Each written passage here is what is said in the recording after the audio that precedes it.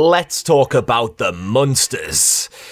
This is going to be fun. Ever since this one got announced, before any images, before any trailers, Rob Zombie's iteration of the Munsters has been put in front of the firing squad that is the internet. Everything from casting his wife, Sherry Moon, to the cheap production quality, to the cringeworthy tone, to the fact it's in colour and not black and white. Well, I'm going to give my honest review of Rob Zombie's The Munsters, recapping key plot details from the film while sharing my own personal thoughts and feelings along the way, which means there will be spoilers ahead. However, I won't be comparing it to the original series from the 60s simply because I'm unable to. The Munsters is very much an American phenomenon and has never really been properly shown here in the UK. I only have a basic awareness of its characters being based upon the classic Universal monster movies of the 30s and 40s, so really my honest review here is coming from an outsider's perspective, taking Zombie's version for what it is without being influenced by its original form. However, I will share the overall premise of the original show to set the scene of what the soul of the Munsters is all about. The Munsters are a family made up of Herman, based on the Boris Karloff Frankenstein monster, his wife Lily, a vampire similar to Dracula's daughter with hair akin to the Bride of Frankenstein, and you've got Lily's dad, Grandpa, who is like an old Dracula. There's also the niece and son, Marilyn and Eddie, but as the film is a prequel, it excludes them. The show follows the sitcom format of each episode, putting the Munsters into some kind of funny scenario, and was mostly a light-hearted family comedy, just with a horror setting and aesthetic. Zombie was clearly inspired enough to create his very own love letter to the Munsters, as he's someone that holds the horror genre very close to his heart, yet fans immediately thought his style of directing wasn't going to work due to him generally sticking to very violent and graphic films, on top of him being quite a controversial director to begin with his vision of Halloween being loved by some but hated by most. And because The Munsters is such a beloved show, particularly in the States, people reacted like their best friend they grew up with was getting married to an absolute wrong'un who'd alter them beyond recognition. But I guess the only way to find out is to find out, so let's break down this 2022 version, which explores how Herman and Lily met and started the family. Well, it opens up with the classic Universal logo.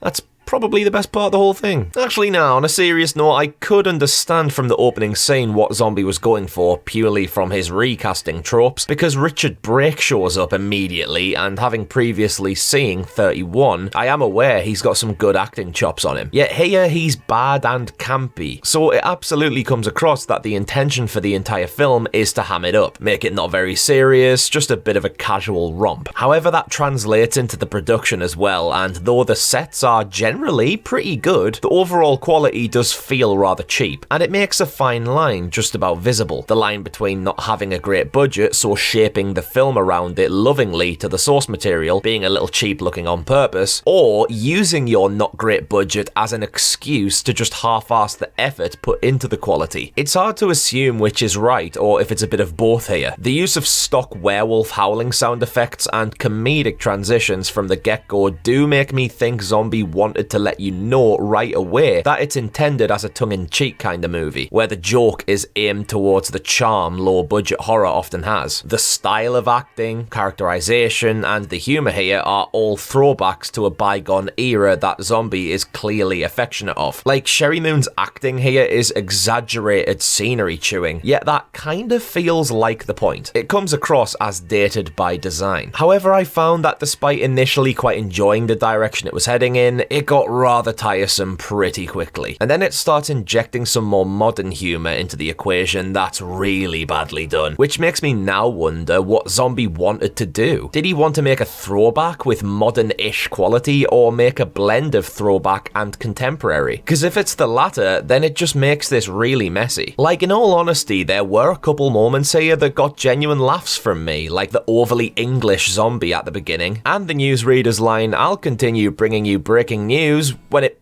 breaks." Like, there's some okay stuff peppered in the script here. I found there was a handful of funny moments in there, but they're few and far between, and the script is mostly held up by the cheap, tattered remains of gags that have gone stale, combined with enormous tonal shifts like the emotional music that accompanies Lily's silent contemplation of her loneliness while Herman is being created. Like, do you want to be jovial or serious? Just pick one. In terms of the plot here, that's inverted commas if I ever saw them, well, all you can really make of it is that Lily is gagging for it and wants to meet the man of her dreams, yet is very much struggling to find the right kind of guy. Despite spending some time with Orlok, which was really cool as a Nosferatu fan, she's still unable to find someone suitable for her. Herman is made by Dr. Wolfgang in the same way the Frankenstein monster is, body parts put together and a brain inserted, and then is later unveiled on TV as the worst comedian in the film, which is an achievement. Lily sees this and gets a massive wide-on for him, wanting to seek him out. When she does find him, he's doing his best Liam Lynch impression. There's a throwback. And then backstage, they get acquainted with Herman hoping to get some more brain. Oh, and there's this whole subplot about a wolfman trying to get a hold of Lily's castle for some gypsies.